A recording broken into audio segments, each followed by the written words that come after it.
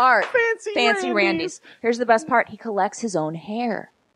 So whenever he gets a haircut, or instead of locks for love, he puts them on his Randy's. On his locks for Randy's. Yes. What do they have? Do they have facial features? Like, do they have? No. Yeah, yes. I mean, they don't. They're all one facial. They don't really look like Randy. They all look exactly the same. They are all different. They are the Randy mannequins. Because here's the weird thing. You know, mannequins are bald. Yeah. These mannequins have, what was the name you said for the curl, like from the 1920s? Oh, it was called, that do was called like Marcelled. When they all have like Marcelled hair. Like they have plastic, like wavy hair. And he wants to take his Randy hair and fucking put it on top. Like it's gonna be it's gonna be crazy. They're gonna look fantastic. Is awesome. Like that he's a guy I'm rooting for. Yeah, I wouldn't be angry watching that episode. I'm not ever angry looking at Hoarders. We wanted to send him money to complete Randyland. Sure. Does he? Can you pay admission to go in? Well, he's saving up his dough so that he can actually. You know, he needs a license to have his arcade. So, I mean, you maybe we could make a donation. That's pretty awesome. To open Randyland, but mostly it's just the fact that he has thousands of Randys. Is what I couldn't. I woke my husband. I woke JJ up and I'm, honey, I know you need to sleep, but you have to watch this. You have to watch it. I'm sorry to wake you up, but you have to. It's like 3 in the morning. She was doing hormone treatments when we were trying to get pregnant.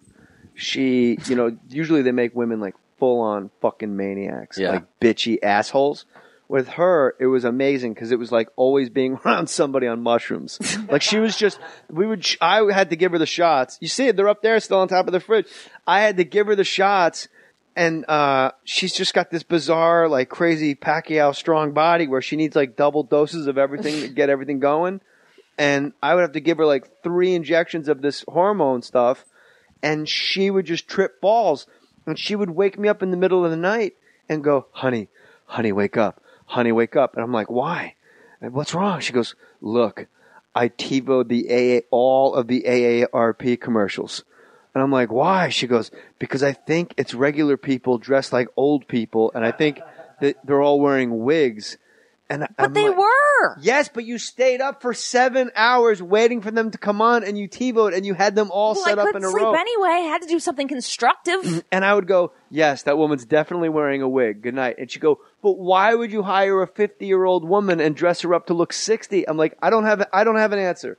But this but I need one. Yeah, she needed one. It was hilarious. Hilarity ensued at all times. But the thing with Nick, with Randyland, she goes, honey, wake up. And I'm like, huh? What? She goes, you got to see this. And I thought, oh my God. I said, honey, I'm really sorry, but this is actually important and it's really worth it. And it was fucking Randyland and it was totally worth it. That's awesome. This guy was the best. And the fact that he makes other Randys, like that's... But they're all hundreds of Randys. Thousands. And how much do you love? Hundreds of... His name's Randy. It couldn't be anything else, right? It's the best shitty name in the world. Randy. It definitely is Randy. and it's an open Randyland. And Matt, you'll attest to this because I ran the next morning like a bat out of hell before you left. I was like, dude, Matt, you got to go home. You got to find this Randyland. And of course you did. And obviously you agreed that it was completely insane. Why is it such a shitty name? And he keeps them all up high. The Randys are all up high, like gargoyles, to stay clean. Yeah, like on the refrigerator, on top of the refrigerator. Like fancy Randys are all wearing like tuxedos and top hat. Like they're all divided up, categorized. They're categorized by outfits. Yeah, like there's summer Randys, casual Randys, like beach Randy, formal Randys, fancy Randys, like Barbies, Randys. And you see it in his eyes, right? When you're like, oh, they're like they're like pinwheels. They're like pinwheels. They're spinning. Yeah. Something's wrong up there. Yeah, something's not right, but it's very right for us. Yeah. The other hoarder, there's some hoarders that I totally root for, and there's some that you go, let this person collect their shit. Like, his father bent him over a pickle barrel when he was 8 years old. Let him have an inordinate amount of fucking dolls in his house. Yeah, anytime I hear somebody say, that's my favorite cotton ball, or like that's my lucky Q-tip, I want the camera crew to leave because they're a delicate soul and like they don't need us American viewers interrupting their ecosystem. What about when they have a lucky cotton ball? When they have like a toilet system that doesn't work and they just shit and they there, poop in those bags and then they throw the paper and you're like, what? Yes. In a broken toilet, he's been using it for like 2 fucking years. Yeah. And Matt Paxton, the organizer, goes, well, this is what I found here. And we can't use a shovel because it'll burst the bags, so we have to remove them by hand. And then he actually looks at the camera and he goes, "This is a special place you reach in life, where you make the choice in life to poop in a bag and just throw it in a corner. That guy's funny. With Matt Paxton. Matt Paxton's the only guy that'll go, well, then we're fucking out of here. I got it. But when he said, I don't know where you get in life where you make the choice to poop in a bag and throw it in the corner. Like that for was 2 the years. line for him. Yeah. But he helped. He cleaned it. Bag by bag. This is a question I know the answer to. Tommy, there's only one thing better than hoarders. I thought you were going to say bloaters. Oh. You love bloaters. I do love bloaters. I'll talk my stuff, man. Yeah, and Tommy explained that they were black hoarders, and I wasn't sure if he meant African Americans who hoard or if they were people who hoarded African Americans. And I said because JJ told me about it, and I said, "Well, honey, aren't those slave owners?" And he goes, "No, he means like African Americans who hoard items." And I went, "Oh, okay, now I get it." Bloaters. But at first, I was really freaked out. I was like, "Bloaters seem to really go big on the newspapers and magazines. They love that shit." And QVC 77. Yes, QVC. Yeah. What'd you say? 77. I got all my writings from 77.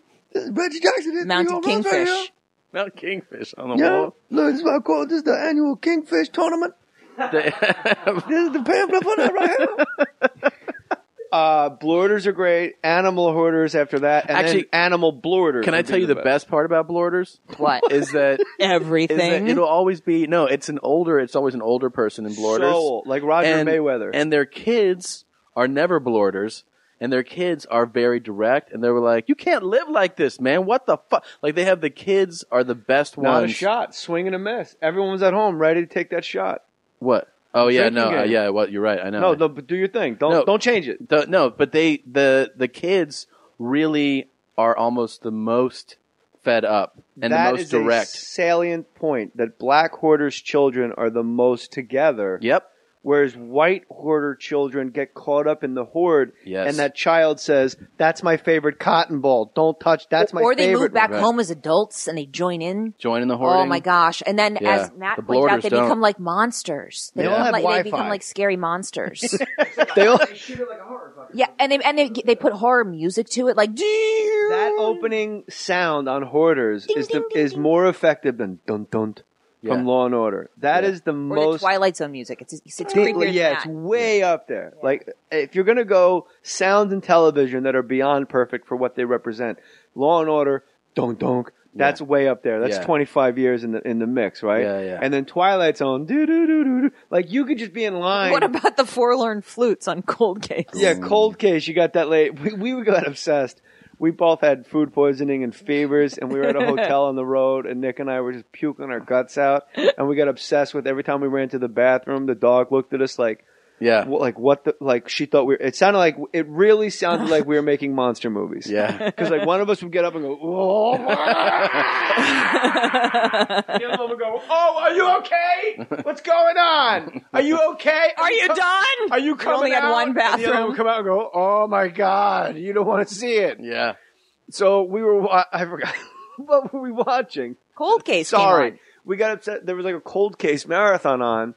And the opening song of Cold Case just goes, boom, ba boom. And then we got obsessed and like we would puke and then walking back in we would just go, and then when she goes, you got to look it up online. If like, who's the artist and all that? Who's singing? And we looked it up online.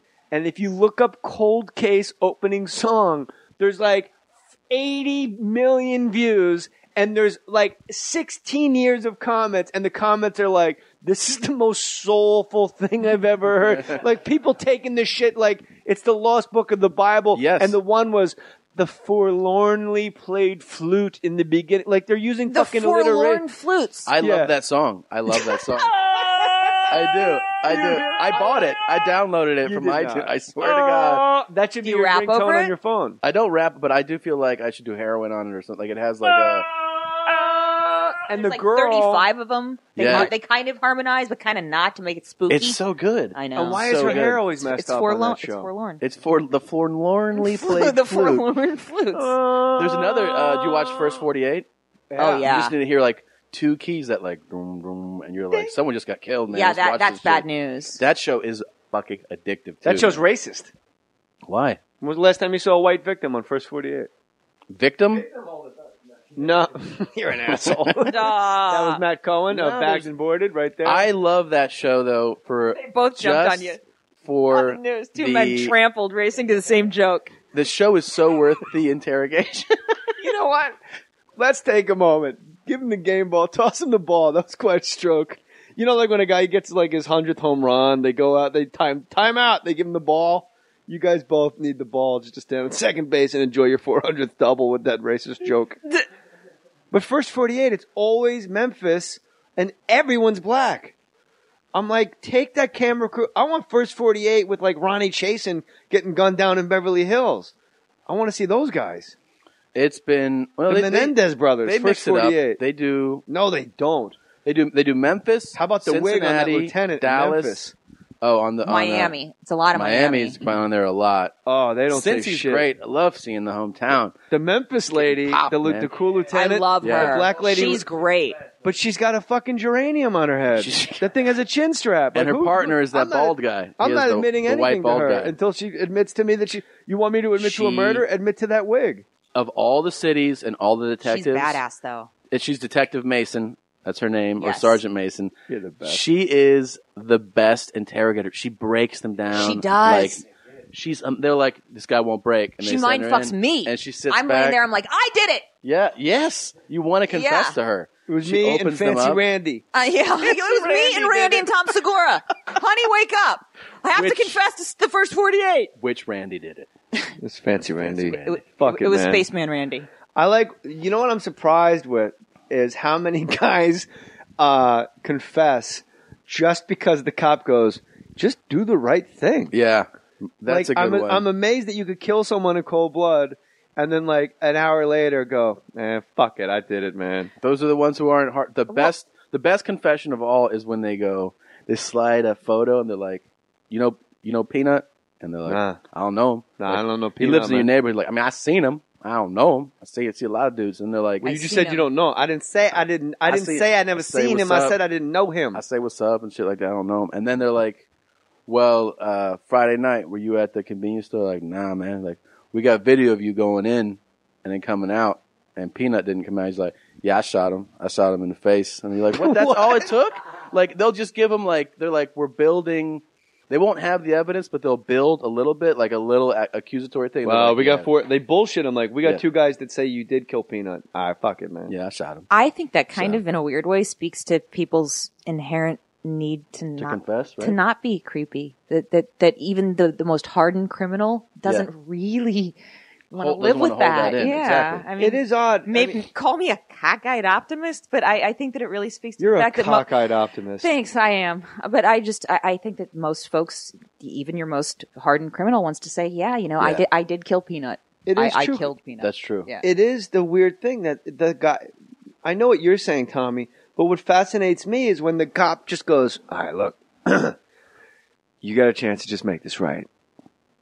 Like, I know you killed Peanut." No, I didn't do nothing, man. I know. Well, all right, but you got a chance to just do the right thing, and then they go, "Yeah, you know what? You're right. Yeah. I got a chance here to really take a stake. Just go out on my own here." Then usually they'll mention their kids, and then they're done. Yeah. When they said like your mom's and your kids, and then they'll always say my baby girl's like 3rd month birthday is going to be in 2 days. It's always something random. It's never like my kid's going to be Randy. tomorrow. It's like my kid's going to be 2.5 weeks on Friday.